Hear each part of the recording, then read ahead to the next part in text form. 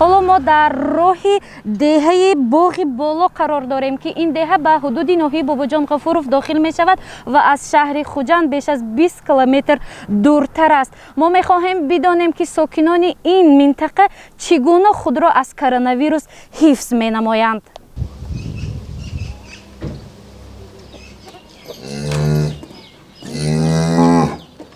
ин садои моли калони шохдор хосият Болтуеваро огоҳ мекунад ки шир дӯшида шавад. Хосияти 30-сола ҳамарӯза субҳ барвақт хеста аввал шир медӯшад ва ба фарзандону оилааш аз шири гову субҳона омода мекунад. Ширдӯширо аз бачагиаш метавонад. Пештар танҳо бо шустани дастон ин амалро иҷро мекард. ҳоло ки вазъияти эпидемиологӣ дар кишвар нигаронкунанда аст, ширдӯшии ӯ низ то андозае мушкилтар шудааст. барои сироят наёфтан ба вируси COVID-19 ӯ пеш аз он ки назди молаш ворид шавад, либосу пойафзоли махсуси резиниро ба бар мекунад.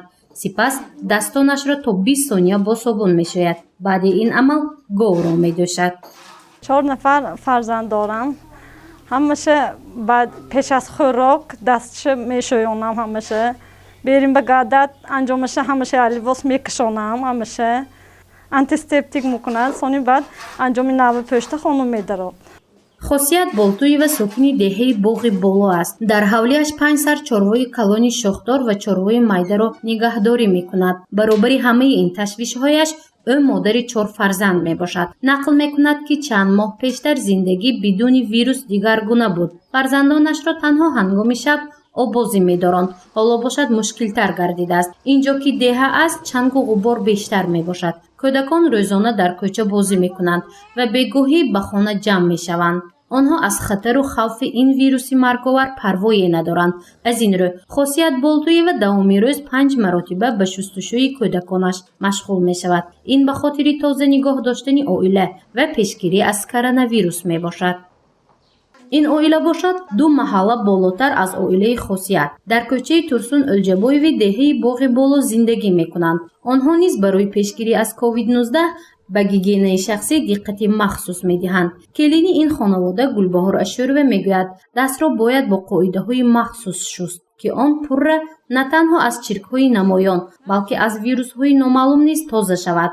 Гулбаҳор андеша дорад ки сабаби асосии сироятёфтагони коронавирус дар ҷаҳон аз ҳисоби тоза нашустани даст мебошад. баъди чанд лаҳзаи суҳбат маълум гардид ки ӯ худ ҳамшираи тибби беморхонаи сироятӣ будааст. ҳамун шаби рӯзи ман 24 соати истодиба ба беморхонаи сироятии шаҳри Хуҷанд ба шӯъбаи саюм одамон омдан хоравондан бемороя 3 соат ба яба табошхона чӣ мекардем. ба карантин будам. духтуромоки 2 медсестра 2 санитарка 1 доктор назорат меистодем. ягон тошон таб намекардам. просто ваҳо аз дига давлат омдагӣ буданд. аз дига давлат омдагӣ буданд ки ҳаян 14 рӯз инҷо нигоҳубин кардем. дар деҳаи боғи боло наздик 3000 нафар одамон зиндагӣ мекунанд. аз деҳа то маркази ноҳияи Бобоҷон Ғафуров 28 километр масофа роҳ аст. дар 4 маҳалла 560 хоҷагӣ зиндагӣ доранд. барои пешгирӣ аз коронавирус дар даромадгоҳи ҳар кӯча монеаҳои бетониро сохта хлорро бо об омехта карданд, ки ҳангоми ворид шудани нақлиёт чархҳояш безарар мешавад. ҳидоят Султонова мудири хонаи саломатии деҳа мегӯяд, корҳои безараргардонӣ дар ин мавзеъ дар як рӯз 2 маротиба субҳ ва шом гузаронида мешавад. давоми рӯз сокинони деҳа дар саҳро ва корҳои деҳқонӣ машғуланд. ҳамин хел пешгириҳо кардем ки ҳар рӯз дар ба дар 50-60 изофа дар ба рафта суҳбат гузаронда пешгириш чӣ хел кардан дар кор. берим ба бурондан дар кор не асосан гигиенаи чӣ хел риоя кардан дар кор. даста чанд бор соати шуда чӣ хел тарзи шуштанаш тарзи ва риоя кардани асосан гигиеная ҳама ва фаҳмонда додим варақаҳои тақсим кардим ҳама ҷо гашта. сони ҳар саҳар пагрӯзба одамона буронда пештар сони намозгар ва баъди вай кор ҳама кӯчаҳои хлор чошта трактор кардем. хлор чошта то дарвозаҳои обработка када бурондан дуни хонаҳошона ҳар кас худошон муҳаллаи худаш ҳамун истиқоматкунандаи ҳамун хона обработка када буромад. ҳозир ба худо шукр ки муҳалли мунда ин хел касал дарёфт нашуд, лекин подозрение шуд ду кас 6 рӯзи хорафта бурундан. ҳозир худоро шукр хонашон нангеҳо хел касал шудагишне, таб кардагишне, дигар қайд бигифта шудагишне. аҳоли кӯча мӯл бурундагишне, автобусҳо то ҳатто автобусҳо манъ шуд, наомад.